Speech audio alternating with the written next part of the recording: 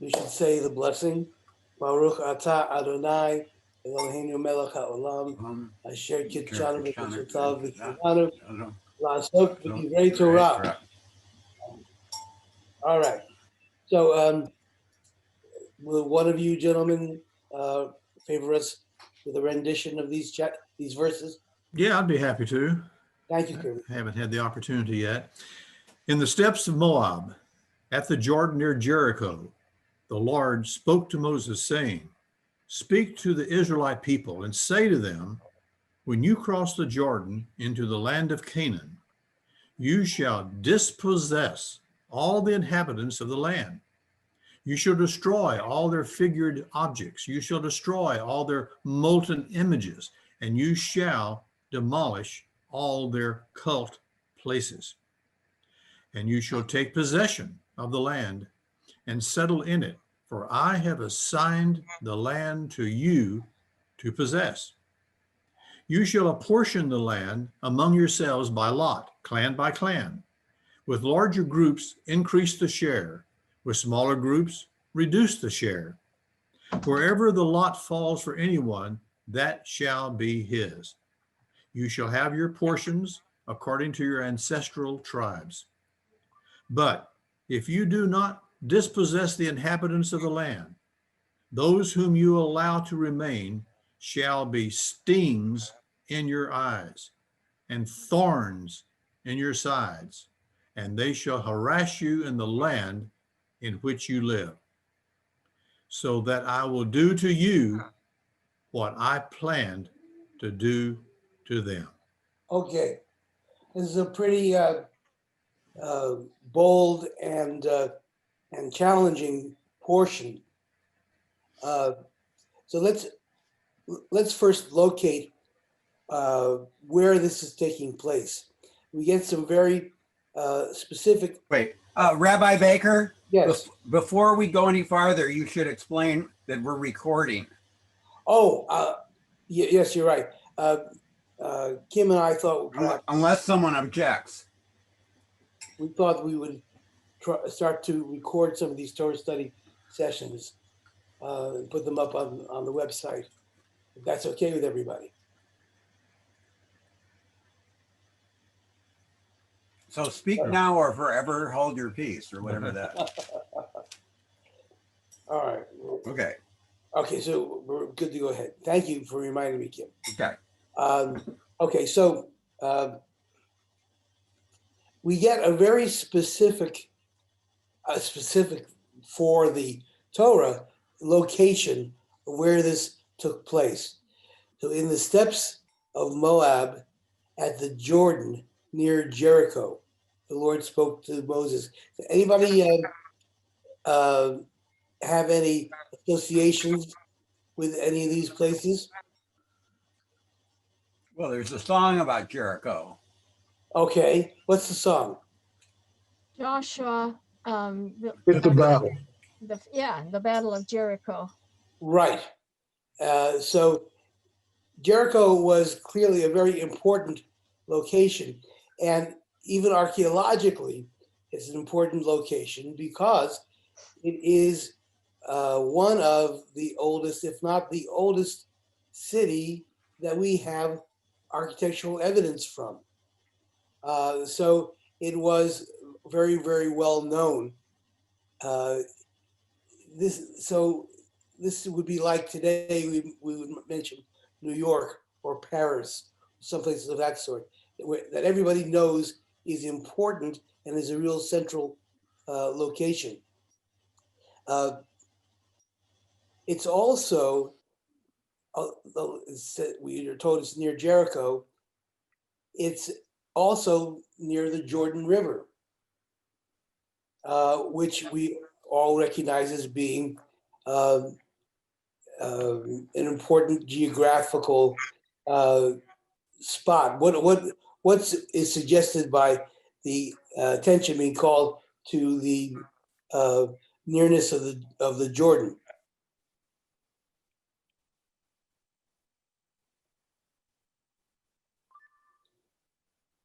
Anybody want to guess what the importance of the Jordan is?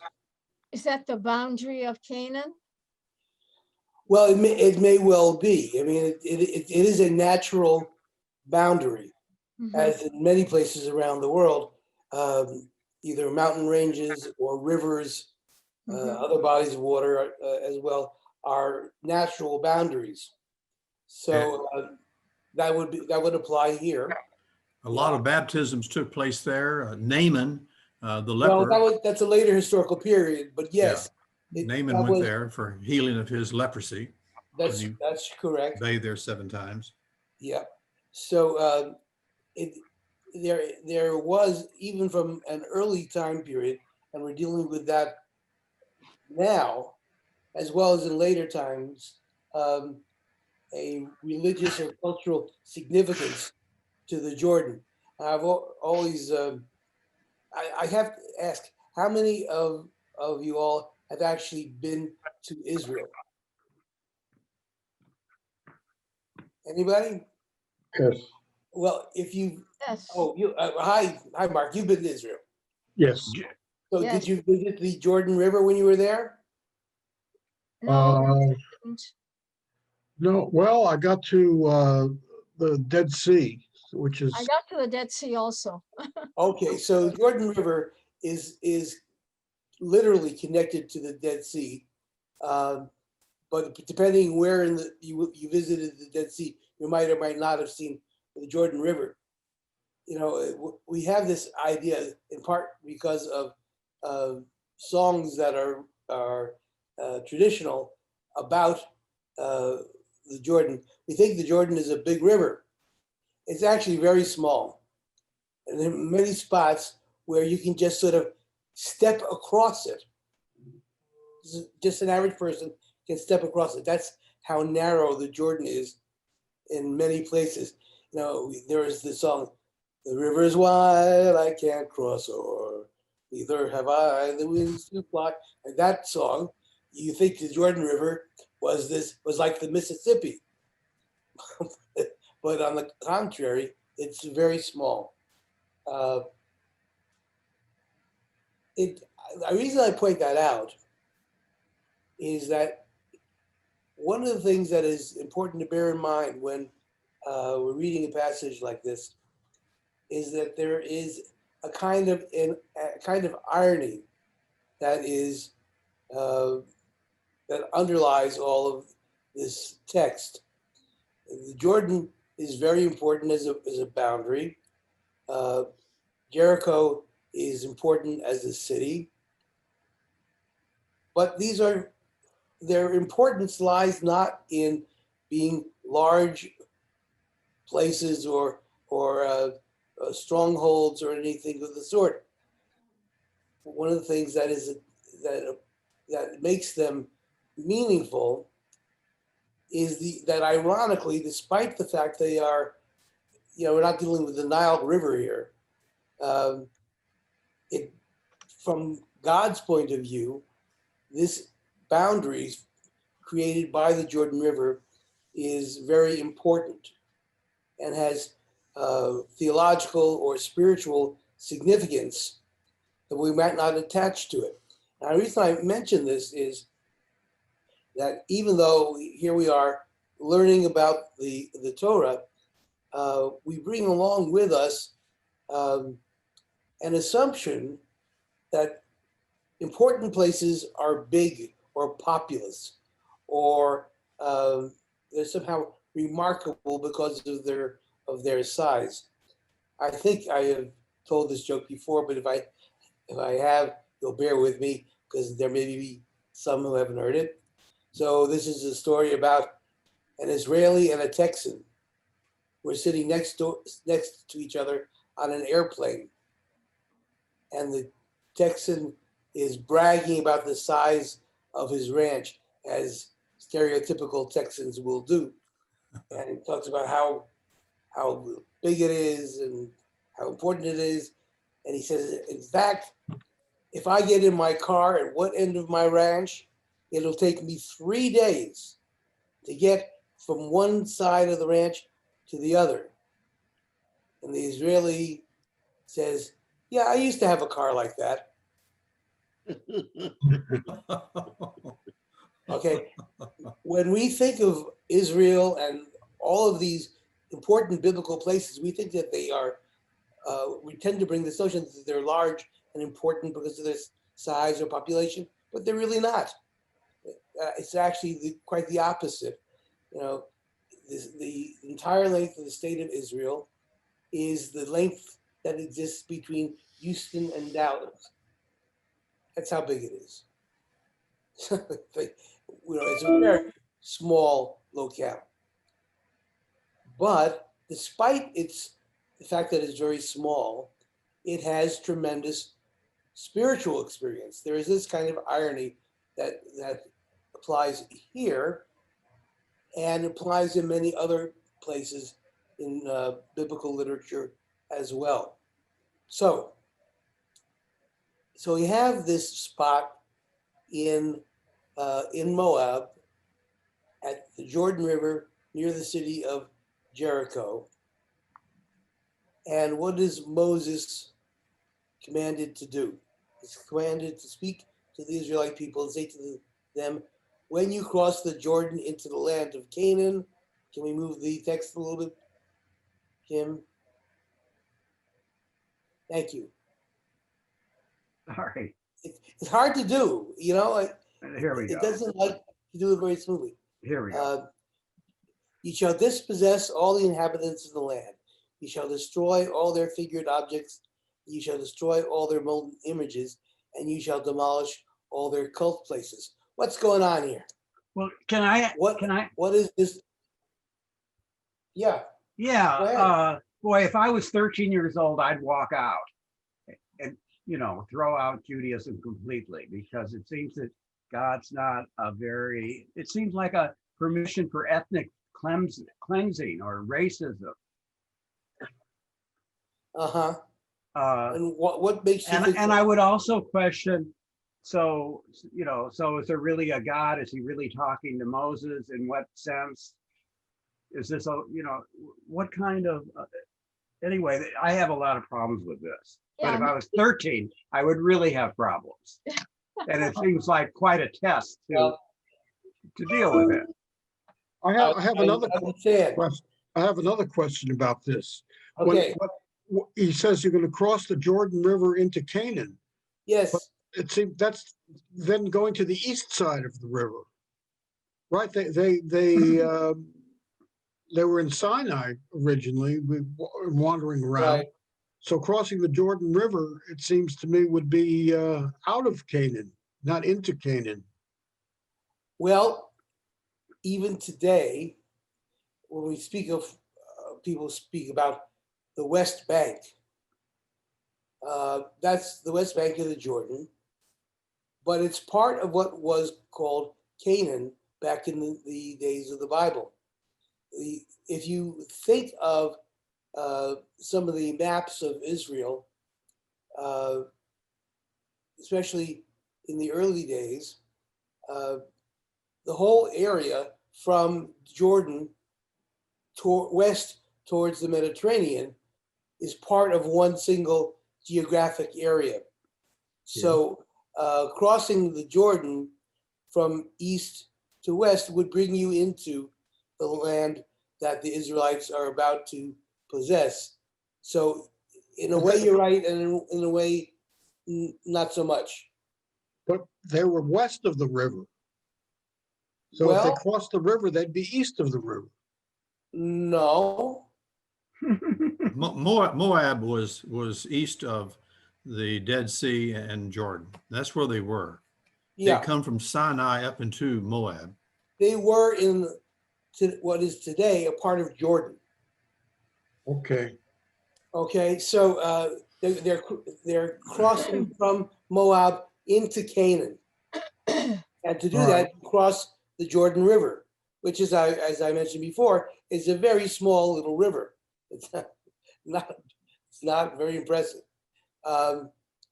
So let's be clear. What exactly are the Israelites commanded to do by God?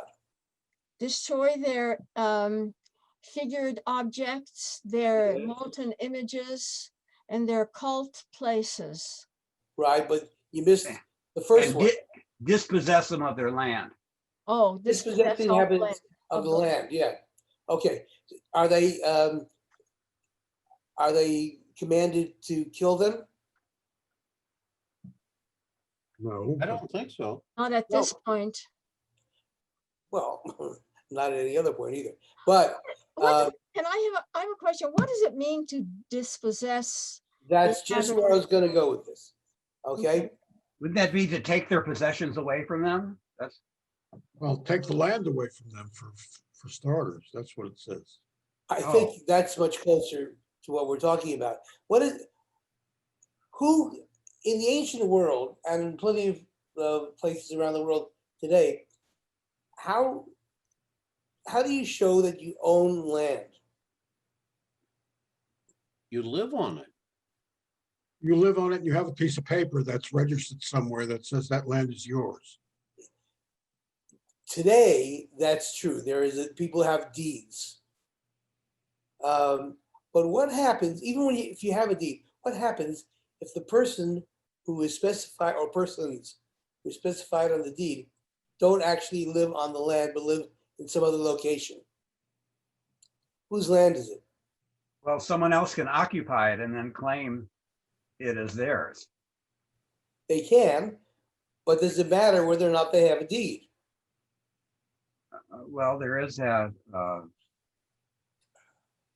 I guess they can pass through it if they do it for a number of years. That may be true. Let's say, for the sake of our discussion, that there are people living on the land, but they don't have a deed. Is it their land? Well, if somebody Today, else has a no. deed, then Wouldn't they be no. like sharecroppers or something? Or squatters. Could be. What did the Israelites have a deed? No. Oh, not other than authorization from God, That's the deed. but that was verbal, not a piece of paper or It's not a papyrus. piece of paper. No, in the ancient world, you didn't have pieces of paper. Maybe you had cuneiform tablets, but people didn't have pieces of paper. But they did have texts, and I think that you have to start out by seeing that for the Israelites, the communication from God is a kind of deed. God has now deeded the land to them. Now, the question is whether or not this is fair. There are Canaanites who are living on the land. Are the Canaanites a particular group? How are the Canaanites different from the Philistines? Good question. Canaan is a geographic area. It's not a nation state. Right. So anybody who lived in that area was a Canaanite. They didn't, there was no way of establishing a particular political or economic or what have you, ownership of the land. It was just like saying, how do I put it? I'll give you an example today. I'm a New Yorker. Do I live in New York? No. Nope. Do people who live in New York necessarily, are all people who live in New York New Yorkers? Depends on your definition. If you Well, claim membership in a geographic group, are you basing it on where you were born, where you spent most of your life, where you're living now? So I think we're talking about a matter of definition. The reason I asked about the Philistines, you said, where did the people come from? There's at least one theory that the Philistines came from, when Santorini exploded, the labyrinth, I've forgotten the name of the island. Anyway, that those people fled in several different ways, one of them into ancient Canaan. It's a possibility. That's Yeah. why I asked what the difference was between the Philistines and the Canaanites. Well, Philistines are people who live in a part of what is called Canaan. Let's say you live in Brooklyn. Hmm. You can say, well, I'm a New Yorker. But you live in Brooklyn. You live in New York, but what gives you your identity, your ethnicity, if you like, is that you are a Brooklynite. And that's not just about living in the geographic area called Brooklyn. It's about what constitutes who you are in the world. So as a baseball fan, I know that if you can say that there are the New York Mets and the New York Yankees, and they both operate in New York. But these are two clans that hate each other and don't respect each other. And you wouldn't say necessarily that the New Yorkers who support the New York Yankees and the New Yorkers who support the New York Mets are somehow the same group of people. They're really not. They are in some very highfalutin sense, but on a practical level, they're not. So the question is, who's a Canaanite and what does that mean? The Canaanites, the Philistines was one tribe. The Canaanites were made up of different tribes, the Amorites, the Perizzites, a whole bunch of ites, about 6 or 7 of them. So they were different tribes in contrast to the Philistines. Groups. These are all different groups from an ethnic or political or social point of view. They all equally inhabited Canaan, but there really is no such thing as a Canaanite. A Canaanite is just somebody who lives in Canaan. This is not like saying some kind of pointing some kind of strong identity or a cultural identity or a political identity. It's just like saying, I'm a New Yorker. That means maybe my ethnicity is Puerto Rican. Maybe my ethnicity is Polish. Maybe I live in Brooklyn or the Bronx, and these are all different and disparate political entities. But speaking broadly, I'm a New Yorker. In fact, there are lots of people who don't live in even the geographic area known as New York who consider themselves to be New Yorkers. If you live in the southern part of Connecticut, or you live across the George Washington Bridge in New Jersey, you're apt to call yourself a New Yorker, and other people will look at you that way. But when the Israelites crossed the river, they became Canaanites then. Except, that's true, except that they are bidden to do what? To Take dispossess the land. dispossess. yes, the transformation we're looking at here is from this multi ethnic loose political entity called Canaan into what will become a nation state. So again, my 13-year-old asked, is this okay? Well, Could I before I leave, could I address that? 'Cause I know that bothers Kim and Judy. Yeah. I think there are 3 reasons for the extermination of these nations. For one thing, this was God's judgment because of their wickedness. God had been long suffering with them for centuries, but now it was time for judgment to fall. Reason number 2, God wanted to build a nation that would glorify him.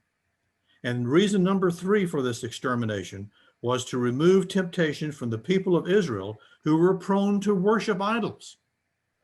I think those are all good points, but I am not comfortable with the word extermination, because nowhere here is there an injunction to kill the native residents. But it seems like we got there earlier, a few weeks ago, with in another group, another place. Well, here's the question.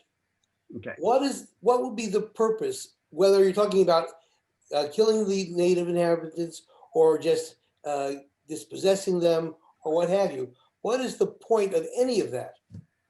The idea is that the goal is to create a nation which is unified or identified by its relationship to God. It is the kingdom of people who recognize God and are subjects of God. But this is a God of all people. Not so much yet. Remember, Israelites are chosen by God. They were God's people. Yeah. They were a special people. Well, so this is the kind of thing, Kirby, that I think is important to bear in mind, but which causes many people discomfort. Well, And- except it's in the Bible. And Yeah, there are lots of, yeah, that's true. But there are other things in the Bible which we would object to very strenuously. Yeah. So that in and of itself is not an adequate explanation. I mean, I think within the context of the ancient point of view about the world it is, but from the modern person's point of view, not so much. So the question that you have to kind of get at, and this is difficult for many people to keep in mind. We operate as 21st century human beings with the idea that humanity is a universal characteristic, that everybody is equal, that everybody has the same status, that everybody is equally worthy because everybody's a human being. In the ancient world, that was not necessarily so true. And what I mean is that the idea of there being a category called human being didn't really exist. What you had were people who were identified with some theology or some identity to a god or gods, and that is what defined your identity, not some large scale and kind of general human condition. Now, one of the things that is an innovation of the biblical text is that it begins to move into the direction of talking about human beings as a general cultural identity. That is not something that existed beforehand. That was an innovation of the Bible itself. But there the idea of dispossessing as opposed to killing was a step in this direction. Is that what you're saying? That's part of what I'm saying. That's an implication. These folks were existed among the Israelites who were trying to establish, at God's command, a nation of people which would be tethered to God, which would get their identity from their relationship to God. And because that is at best an iffy sort of proposition, if you point to ethnic cleansing, you're talking about getting rid of people who form a not so much a cultural, although there is that dimension, but a biological threat. Rabbi, I hate to, this is the time I'm going to have to leave, as I mentioned before. Yes, I right. really regret leaving this very interesting discussion. But you can listen to the recording, Kirby. Oh, very good. I appreciate that. Okay. Thank you all for your time. Thanks for your Very interesting. contribution, Take Kirby. care. I really regret having to leave. Well, My wife is telling me that it's time to go. And so well, therefore so I leave. if your wife is telling you it's time to go, Then it's time to go. all right. So, what would here's a good example of how this comes to pass. Let's say that the Israelites are trying to create a nation that defines itself in terms of its theological or philosophical relationship to God. In fact, their historical and experiential relationship to God. Did that mean that they killed everybody else? Remember that there is this group called Yasav Suf, the mixed Stranger. multitude, who leaves Egypt with them and becomes a part of the Israelite people. And they have a certain status because of that. The Israelites permitted folks who are not Israelites to live among them if they followed all the laws and the customs that God had enjoined upon the Israelites. Because the issue was creating a nation that was characterized by that relationship. So what dispossession meant was something very different from what we sort of automatically go to. I mean, Kim's objection, whether from himself or as the 13-year-old Kim, is where a lot of people will go. They will say, oh, this is all about killing all the Canaanites. It isn't, and it isn't just a technicality. The point is that you could be an inhabitant of Israel. You could live among the Israelites if you did not undermine the religious or theological or historical experience connection to God, which is why we go immediately to step 2. You dispossess all the inhabitants of the land. You destroy their figured objects, idols, in other words. You destroy all their molten images, another way of talking about idols, and you demolish their cult places so that sacrifices to other gods are not taking place. These are all criteria that are connected to the idea that there is the effort to try to create a nation which is dedicated to its relationship with God and acts out the commandments that God enjoins upon them. And even so, people who are not Israelites, ethnically or in any other way, are permitted to stay as long as they don't engage in behaviors that would undermine this relationship between Israel and God. So it's easy to understand why we immediately go to, the idea of ethnic cleansing. God knows, and it is a tragedy of tremendous proportions, that we live in a world in which ethnic cleansing exists, and which means the physical destruction of these foreign elements.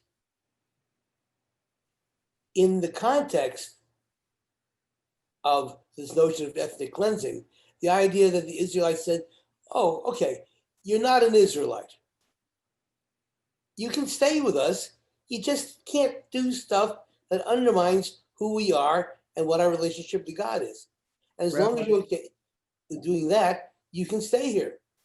Would that be a parallel today of what's going on in Western China, where the Chinese government is trying to sort of re-educate the other populations that would not be necessarily ethnic Chinese, but I think they're Muslim based, but I'm not sure. Well, that's a good question, and I have to plead ignorance that I am not familiar enough with those issues to be able to say something meaningful about them.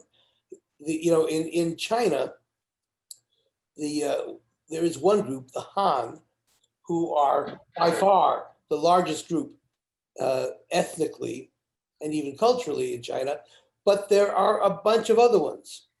And whether what you're suggesting concerning the folks in Western China or not is true, I just don't know enough. But I do know that the Chinese have an issue of an ongoing basis for many centuries of how to integrate these non-Han Chinese elements into China as a whole.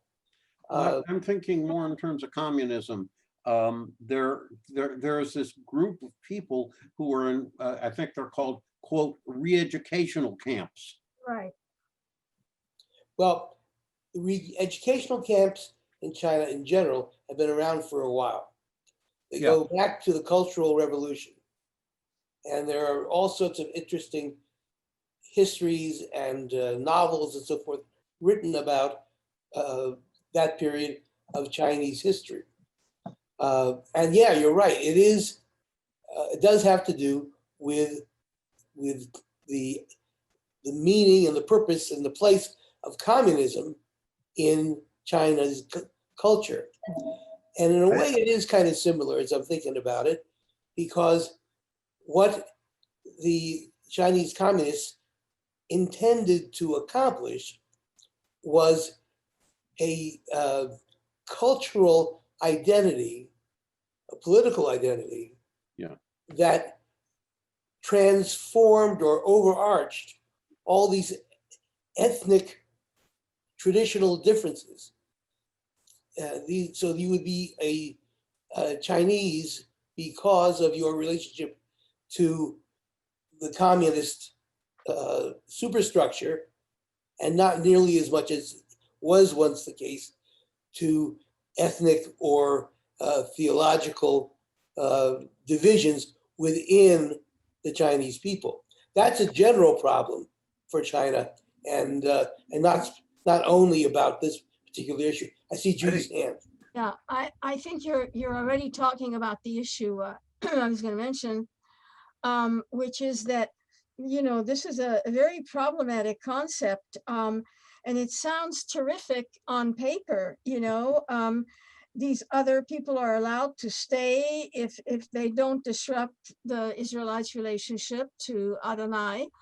And so what I'm thinking of is it doesn't always, in practical situations, in reality, work out.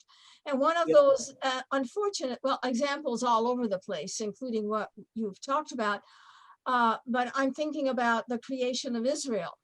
When there was an effort to have the Palestinian peoples and Israel absorb them and work together to make a country, a viable nation that was obviously an Israeli nation, but yet within Israel, a lot of different ethnic groups exist, and religious groups exist, and so on. And so just as ancient biblical times, I am sure that people will object to being somehow not disrupting, or what does it mean to not disrupt? What does it mean? How do I retain my identity? The Palestinians, for example, even though I wanted to.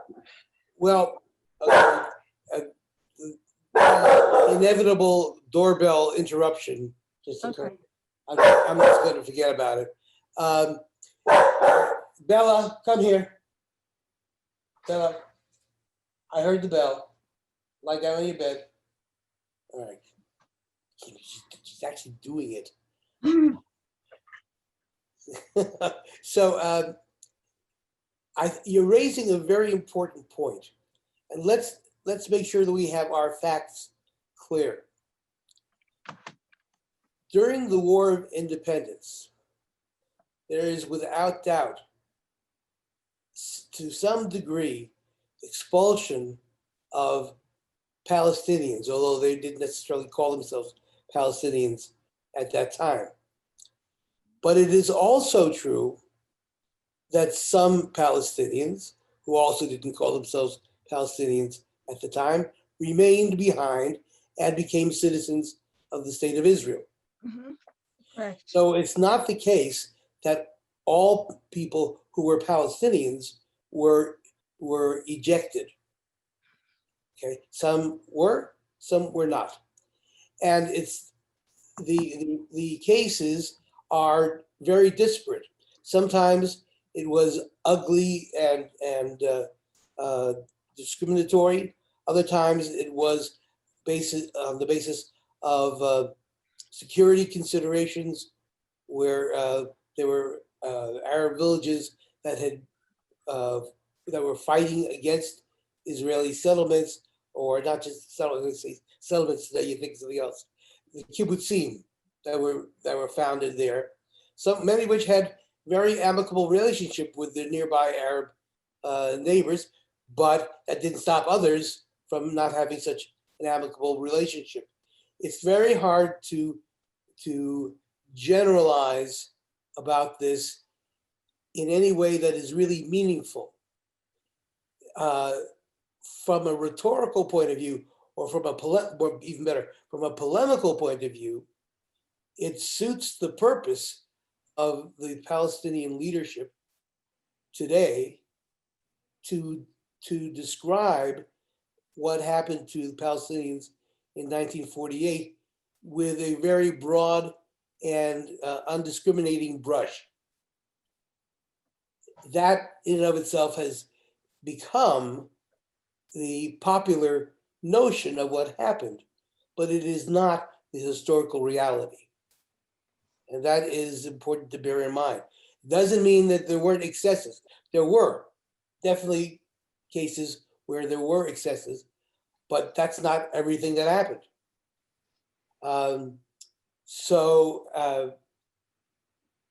Having said that, one thing to bear in mind is,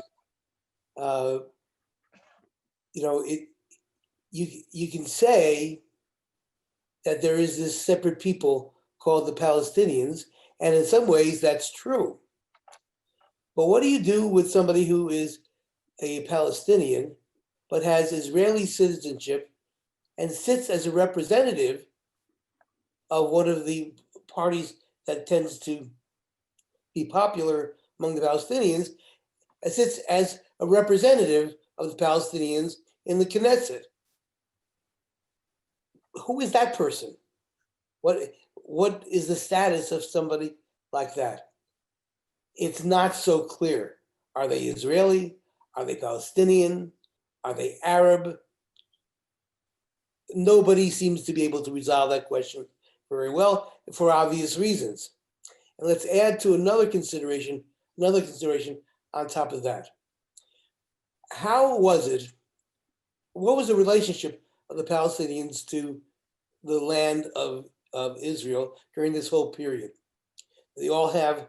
Was this all their land, and they had clear rights as owners of the land? Well, actually, no. Most of the land they were talking about was owned by absentee landlords who lived in Damascus or wherever and held the deeds to the land. They were actual deeds, but they were not held by the people living on the land. People living on the land were there by the sufferance of the actual owners, who were not necessarily such nice people. They didn't necessarily think of themselves as fellow Palestinians. It's 1 o'clock. Yeah, okay. They own the land as absentee owners. Well, this creates a whole set of problems, because you have, many cases where the people are actually living in the land and had been living there for many years, It might have had, the classic example of the guy who has the key in his pocket for all his life. This is the key to the front door of our house in whatever the town happened to be. Does that mean that they owned the land? Well, in a certain sense, they certainly have some important connection to it, but did they legally own it? Maybe not. And they were cut adrift by the actual owners who really didn't care about their welfare and never had. So it's a complicated situation. But none of it is ethnic cleansing. Ethnic cleansing is Serbian troops going into I see your hand, Stan, into a town and killing everybody after they've raped the women and so on and so forth. That's ethnic cleansing, and that did not happen anywhere with regard to the establishment of the state of Israel. Okay, I was not raising my hand. I was waving to the child. Oh, you're waving to the child. Oh. Yes. Well, I guess I thought, okay, I thought you were waving at me. Sorry. So what is the thing that I want to make sure that I emphasize is that the question of whether or not in the ancient biblical days or even in the modern period of the state of Israel, the position of non-Israelites on one hand or non-Jews on the other hand is very complicated. And we quite understandably want to simplify it because it's hard to keep all these distinctions together. But because of that, we often get people who are, what do I say,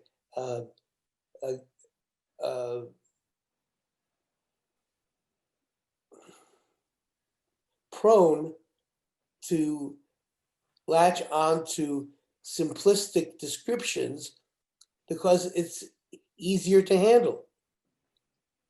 So I'm not objecting to the feeling of some that this was not fair, and so on and so forth, whether in the biblical text or in modern history. But at the same time, I want to be clear about what actually happened and not to turn it into something that it was not. So let's look around the world, and if we take away the chronological considerations, let's list all the nations where that are around today, where people entered and sort of took over the land from other people. How about England? How about the United States versus the Native Americans? Well, yeah, but I'm trying to come up with, that's true. I'm trying to come up with what you normally would think of as non-controversial examples.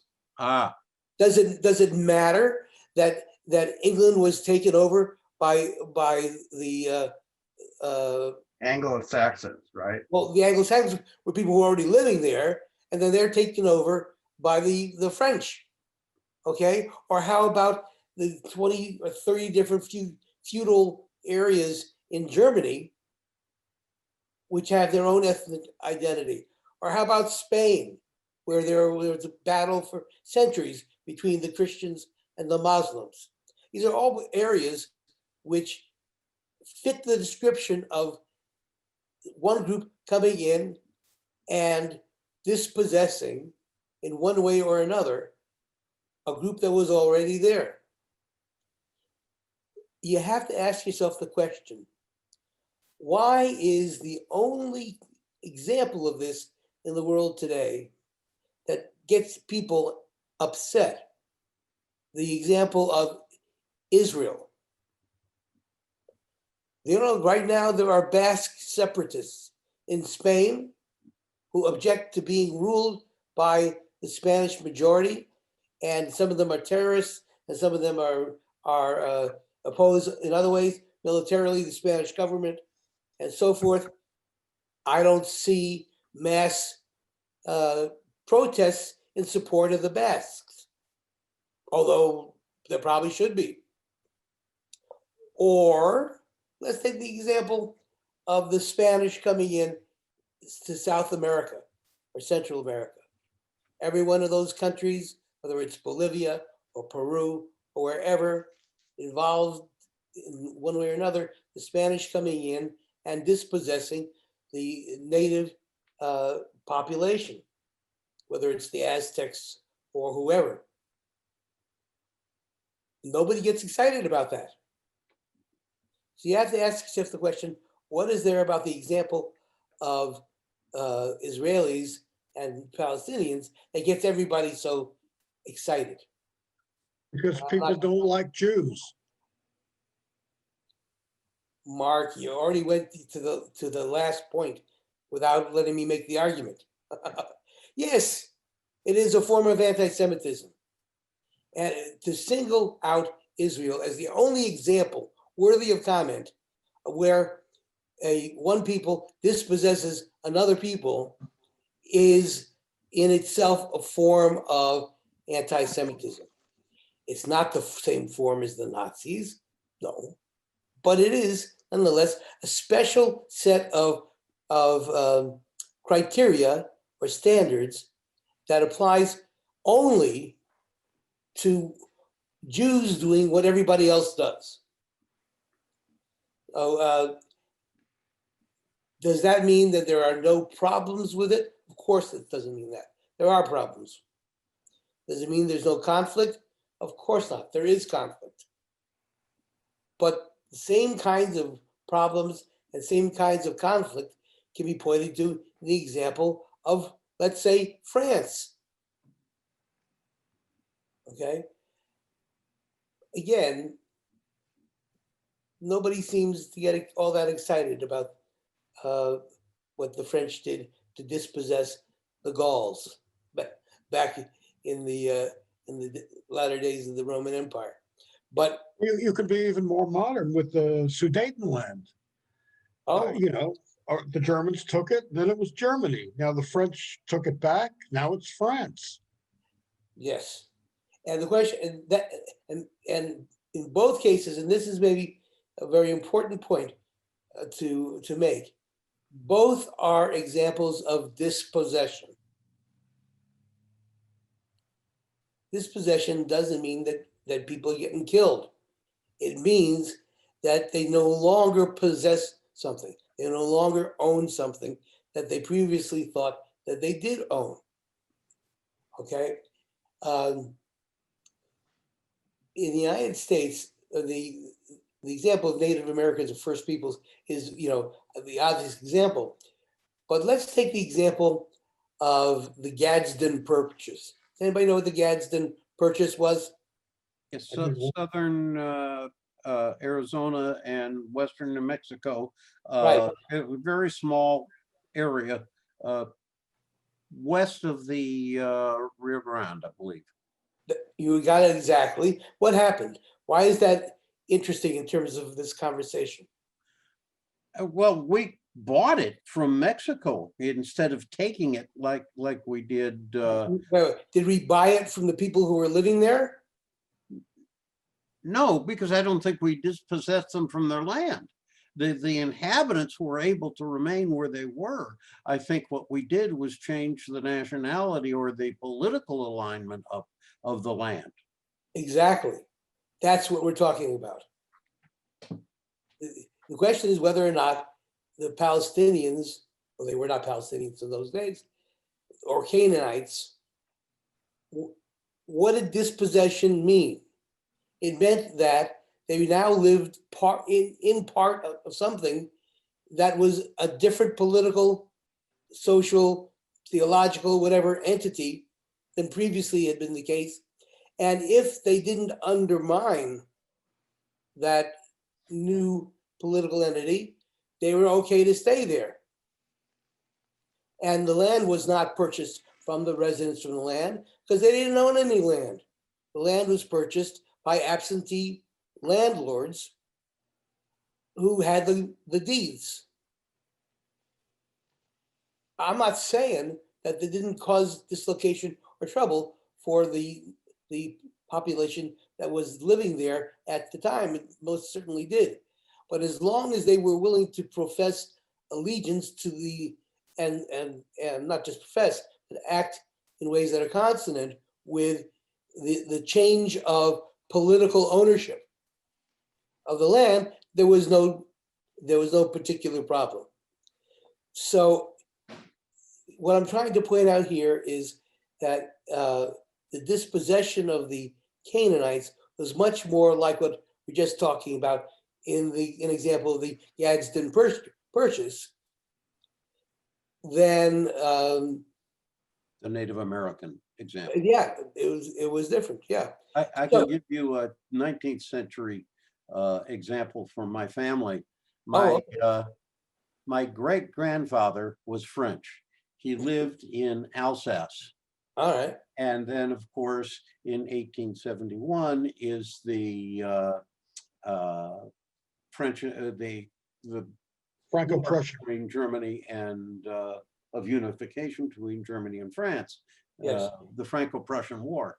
And so all of his children were born as Germans. But for the rest of his life, according to what my mother used to say, he hated the Germans for that.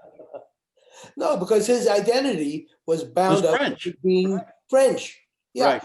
And that is a great example, Stan, of what is the nature of the problem that we deal with today with regard to the Israelis and the Palestinians. You know, for some of the Palestinians, all right, they're not crazy about it, but they'll be Israeli citizens. Okay. Other folks, they are too, I don't know what, dogmatic, strict, whatever, about their identity, and they will not ever be Israelis. And sometimes that takes the form of simply grousing, and sometimes it takes the form of forming, the PFLP or the PLO or whatever it is, and executing various terrorist activities, like among the Basque today in Spain. So, look, if I were tasked with trying to explain this in a short, comprehensible, easily understood way to the average person who only knows about the Middle East from what they read in the newspaper or they see on TV, I might as well bang my head against the wall. There's too much to consider, too many disparate examples, too much nuance, and so forth. And people don't have, my grandmother would have called it Sitzfleisch. Everybody know what Sitzfleisch is? The ability to sit still. The ability to sit still. Sitz meaning sit, and Fleisch meaning flesh. Mhm. So your capability of sitting still and listening to something. Okay. If I go, I saw so many examples of this at UT when I was a Hill director. You got about one or two sentences in, and the person was already lost. But what they knew is that the Palestinians were being screwed. That they knew, because that was easy to understand and easy to explain. Like the Indians were screwed, is that correct? Well, but the Indians were screwed. There are tons of treaties that were signed between the United States government and various representatives of Native American tribes that have been ignored. These are legal documents. People made an agreement, they signed it, both on the one side and on the other side, and they've simply been ignored. So in that sense, you could say, yeah, they were screwed. Also, that 9 million were killed. Well, we don't know what the numbers are. There were millions for sure. 9 to 15 or something. Some stuff. Who knows? 9 might be too small, might be too big. Who knows? There were millions. At the same time,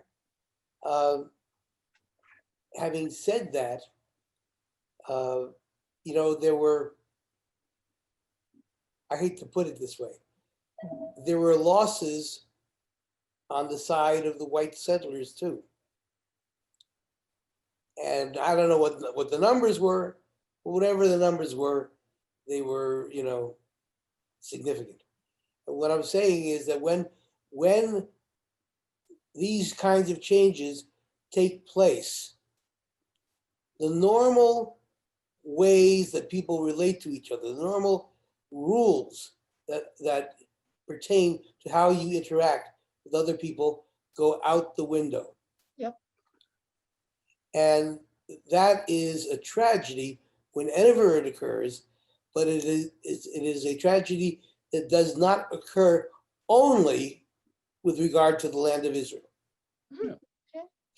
And the point I want to make here is that wherever it occurs, there's a problem, but let's not make it into something that is particularly endemic to Israel and somehow, as some people want to make it, basic to Jewish identity. Question. Yeah, we're going to make this the last for today because we're already at. All right. Was it not true that many of the Arab countries around Israel not only dispossessed their Jewish residents, but drove them out? Again, it's a complicated situation. There were some Jews who were dispossessed, yes, in the sense that they were forced to leave. Yeah. There are others who saw the handwriting on the wall and said, we got to get out of here. And fortunately for them, there was a place for them to flee to. Talk to some of the folks who are in the Middle East department who come from Iraq and tell them what their family experiences were, and you'll get all those stories. That is true. Again, it's another example of how the lens through which this issue is viewed distorts. I'll tell you exactly from my point of view. It's just the point of view. There were many thousands, into the millions, of Jews from Arab countries who either were forced to leave or elected to leave and go to live in Israel. What is the difference between them and the Palestinians who are in refugee camps? The difference is that the Israeli government spent lots and lots of money to settle these people, gave them citizenship, and to integrate them into Israeli society. They didn't always do a good job of it because there were ethnic differences and so forth, but that was the general outline of the